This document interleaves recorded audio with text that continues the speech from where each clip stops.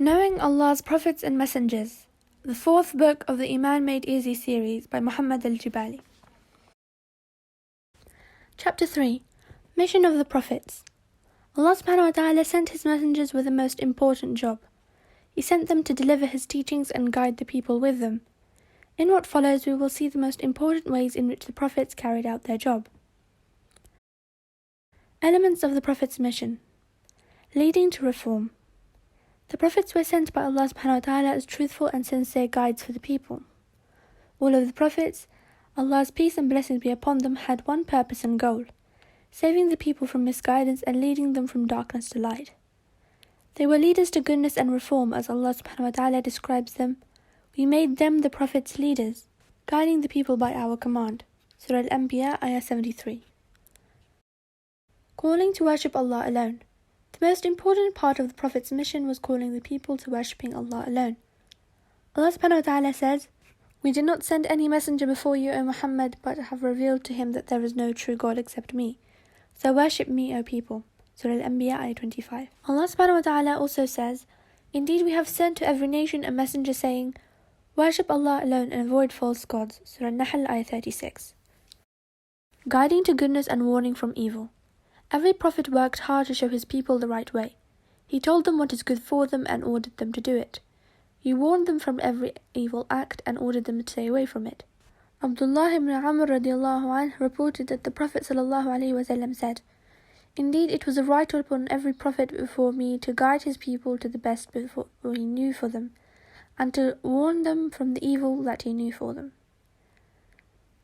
Bringing glad news and warning from punishment. The Prophets brought glad news to the good people, that Allah is pleased with them and will reward them in the best way. He will admit them into Jannah and they will remain in it forever. The Prophets also warned from disobeying Allah and doing evil deeds. They told their people about the great punishment from the evildoers in hell. Allah subhanahu wa ta'ala says, "The messengers bring glad news to the good people and warn them from Allah's punishment." Surah Nisa, Ayah 165. And Allah subhanahu wa ta'ala says, "We do not send the messengers except as carriers of good news and as warners." Surah Al-An'am, Ayah 48. And Surah Kahf, Ayah 56. Establishing the evidence against the people. On Judgment Day, the evildoers cannot claim that Allah did not tell them what to do. Allah sent many prophets to guide them and they refused to obey them. The prophets and messengers will stand as witnesses to this so that no one would claim that Allah did not warn him. Allah subhanahu wa ta'ala says, "The messengers bring glad news to the good people and warn from Allah's punishment so that people will have no argument against Allah after the messengers. Allah is always mighty and wise." Surah Nisa, Ayah 165. When Allah sends a messenger to some people, the evidence is established against them. This means that they now know the right from the wrong. If they choose to disobey the messenger, they would deserve Allah's punishment. Allah subhanahu wa ta'ala says, "Never would we punish until we have sent a messenger." Surah Al-Isra, Ayah 15.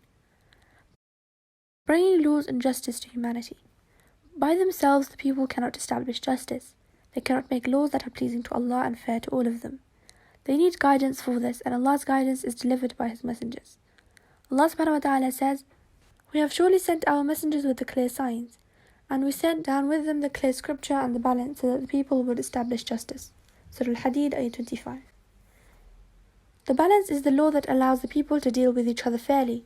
In many cases, the Prophets ruled among their people and showed them how to follow Allah's law.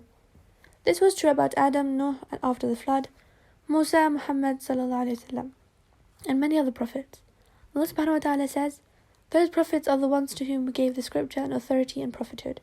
So if these disbelievers reject it, the guidance, then we have entrusted it to a people that do not disbelieve in it." Surah Al-An'am, Ayah 89. Acting as excellent examples for humanity. Usually it is not enough for the people to receive Allah subhanahu wa ta'ala's instructions. They would need to see how to follow these instructions in real life. The Prophets showed the people how to follow Allah's instructions in the best way. Thus part of the Prophet's mission was to act as excellent examples for the people. Allah subhanahu wa ta'ala says, "Those Prophets are the ones whom Allah has guided, so from their guidance take an example." Surah Al-An'am, Ayah 90. As for the last messenger sallallahu alaihi wasallam, Allah subhanahu wa ta'ala says, "You surely have in Allah's messenger an excellent example." Surah Al-Ahzab, Ayah 21.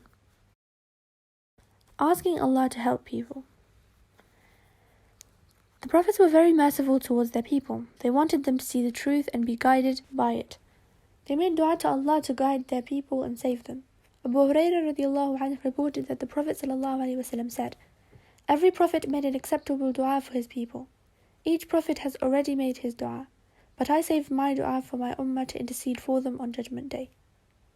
Intercession or shafa'ah is to intercede with a strong person, asking him to help others that need his help.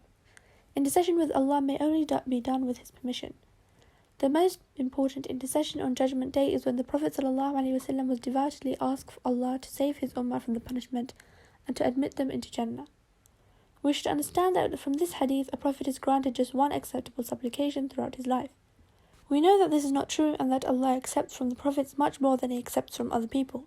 So this hadith tells us that there is one major supplication that each Prophet makes for his people and Allah accepts it from him. Seeking no material rewards. The Prophets were most concerned about pleasing Allah and fulfilling His commands. They never cared about the worthless possessions of this worldly life. Allah subhanahu wa ta'ala tells us that the early Prophets said to their people, "I do not ask from you to make a payment for it, my effort. My pay is only from the Lord of the worlds." Surah Shura, ayahs 109, 127, 145, 164 and 180. And Allah subhanahu wa ta'ala commanded His final messenger sallallahu alayhi wasallam to say, "Say, O Muhammad, I do not ask from you any payment for it. It is only a reminder for all people." Surah Al-An'am, ayah 90. Allah supports His messengers. Allah gave them miracles. Allah subhanahu wa ta'ala gave miracles to His prophets. A miracle is an exceptional power that is beyond human ability. For example, Allah gave Musa the ability to turn his stick into a huge snake. He gave Isa the ability to cure the sick and give life to the dead. Abu Hurairah radiallahu anhu said that the Prophet sallallahu alaihi wasallam said, "Every single prophet was given miracles that make the people believe in him. And I was only given a revelation from Allah, so I hope to have the most followers on the day of resurrection." The prophets did not do a thing without Allah's permission. They did not bring a miracle without Allah's help. Allah subhanahu wa ta'ala says, "It was not for any messenger to come with a sign or miracle, except by Allah's permission." Surah Ra'd, ayah 38. Allah enabled them to deliver the message fully. Whenever Allah sent a prophet to people, many of His people opposed him. They tried to stop him from delivering Allah's message by all means, even by trying to kill him. But Allah Azza wa Jal promised to protect His messengers from all harm until they were able to deliver the full message. Also, Allah protected His messengers from making any mistake in delivering the message. This is called protection from faults, isma. Thus, when Allah commanded the Prophet Muhammad ﷺ to deliver the message, Allah subhanahu wa ta'ala told him, "And Allah will protect you from the people." Surah Al-Ma'idah, ayah 67. Because of this protection, we rest assured that the message was delivered intact. We trust that no one was able to force the Messenger ﷺ to change his message. Allah subhanahu wa ta'ala says about His last Messenger ﷺ, "He, the Prophet, does not speak out of desire. What he says is only a revelation revealed to him." Surah Najm, ayah 3-4.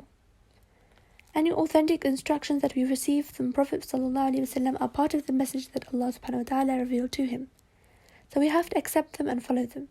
It is important to understand that isma does not mean that the Prophets never made mistakes. It only means that they did not make any mistakes in delivering Allah's message. Allah gave them victory in this life. Allah supported His prophets and gave them victory over their enemies. We can find many examples of this in the Quran. Allah gave victory to Nuh and drowned his disbelieving people. Allah gave Ibrahim victory over his people who wanted to burn him. He gave victory to Musa over Pharaoh, and so on. Allah subhanahu wa ta'ala says, "Surely many messengers before you were rejected by their people, but they remained patient over the rejection, and they were harmed until our victory came to them." Surah Al-An'am, ayah 34. And Allah subhanahu wa ta'ala says, "Surely our word has already been given to our servants, the messengers. Indeed, they will be the winners, and our soldiers will be the victorious." Surah Safat, ayah 171 to 173. Allah will give them victory in the hereafter. The Prophets are the most obedient to Allah. Because of this, they will be most victorious on Judgment Day. Allah subhanahu wa ta'ala says, "Indeed, we give victory to our messengers and the believers during the worldly life and on the day when their witnesses will stand." Surah Al-Ghafir, ayah 51. On Judgment Day, Allah subhanahu wa ta'ala will give all of the Prophets great merits and favors. In addition, special merits will be given to specific Prophets. Adam alayhi salam is the forefather of all people. We all descend from him. Because of this, he will be the first person that Allah will call on the Judgment Day. Abu Hurairah radiallahu anhu reported that the Prophet ﷺ said, Adam will be the first person to be called on Judgment Day. After resurrection in the next life, all people will be brought together after the judgment. At that time, they will all be naked like the day that we were born. Later on, Allah will clothe the righteous people, starting with Ibrahim alayhi salam. Aisha radiallahu anha reported that the Prophet ﷺ said, Ibrahim will be the first of all people to be clothed. Then the Prophet ﷺ will have many special virtues on Judgment Day. Abu Hurairah radiallahu anhu reported that the Prophet ﷺ said, I'll be the chief of the children of Adam on the day of resurrection, and I'll be the first that the grave will split off me, and the first to intercede, the first one whose intercession will be accepted. Anas radiallahu anhu reported that the Prophet ﷺ said, I'll be the first to intercede for entering Jannah.